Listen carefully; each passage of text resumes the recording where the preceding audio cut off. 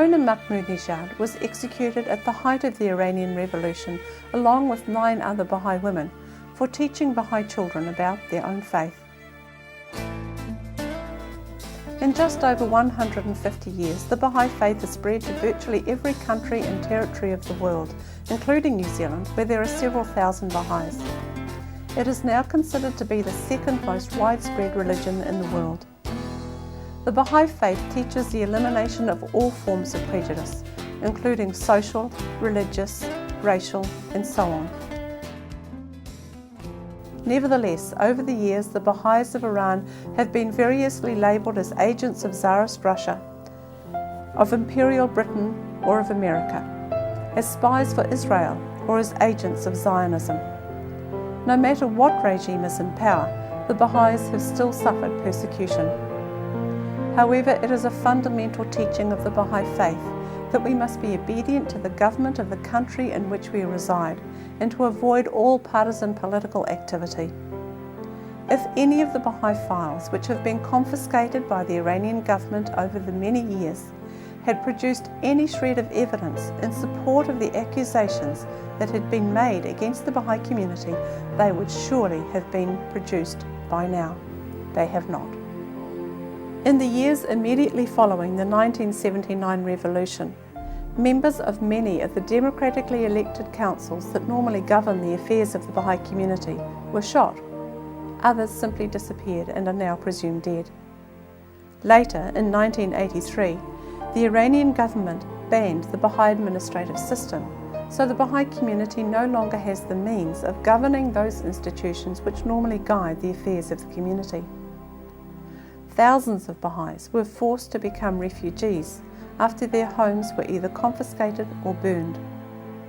Other homes may be raided at any time, and property including books, computers, and other belongings may be confiscated without explanation.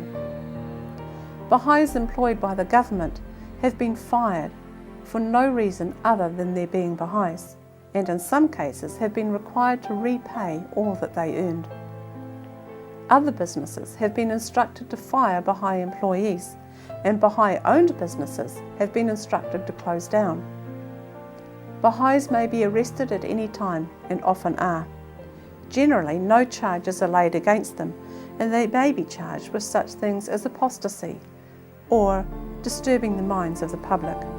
They are usually released after paying large sums of bail or making available deeds to property and businesses. Baha'i cemeteries have been destroyed, and the bodies of the dead have been disinterred. For more than 2 decades, Baha'is have been banned from gaining a tertiary education, and attempts by Baha'is themselves to educate their own youth have resulted in the confiscation of hundreds of thousands of dollars worth of property, including books, computers, and laboratory equipment. Baha'i academics who were teaching the Baha'i youth were arrested, and more than 500 Baha'i homes have been raided in the search for educational material. Of the many holy places, this house, regarded as the birthplace of the Baha'i faith, was one of the most sacred. It was visited by many non-Iranian Baha'is, including New Zealanders, before being reduced to a pile of rubble in 1983. This film was secretly shot on 8mm camera at great risk to the photographer, after the authorities of the time ignored appeals made by the Baha'i communities around the world. Since then, other Baha'i holy places have also been destroyed.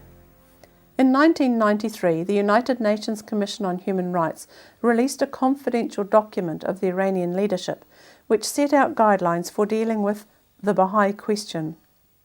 This document, endorsed by the Supreme Leader of Iran, stated that, quote, "The government's dealings with them, the Baha'is, must be in such a way that their progress and development are blocked." Close quote. This document confirmed that the events that had been taking place for some years were part of an official government policy.